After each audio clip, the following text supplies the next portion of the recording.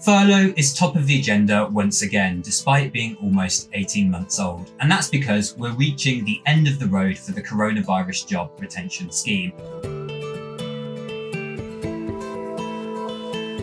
In short, this scheme has allowed companies to keep hold of employees they might have otherwise made redundant a long while ago, in varying ways, but basically by paying us a percentage of staff wages during the pandemic.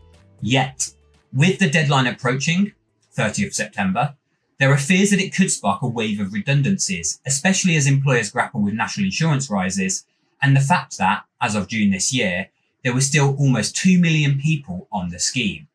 So, what does this mean? Well, experts are saying that it will force employers into difficult decisions over redundancies, which will hit employees hard, but that doesn't mean HR should be making blanket or quick decisions over what to do as the end of furlough approaches. In fact, as explored in a recent My Grapevine Plus feature on how to manage the end of furlough, HR practitioners told us that there are 3 crucial things to consider at the end of the scheme: whether to make those redundancies, how to reintegrate staff into work, as well as health and safety.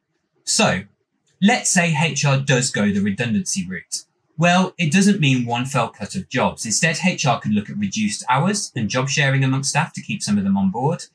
Or if it have to make redundancies, it should be done legally and fairly with fair selection criteria, with an eye on how that might hit the employer brand in the long term.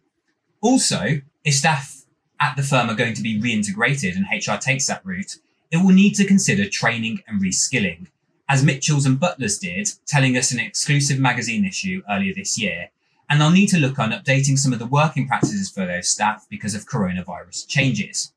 This dovetails with an increasing focus on health and safety practices, which may have changed while staff were on furlough. So what you've got to do is ensure you're listening to the concerns of returning staff and make sure you're communicating changes well, which is, in a nutshell, the key component for a successful end of furlough.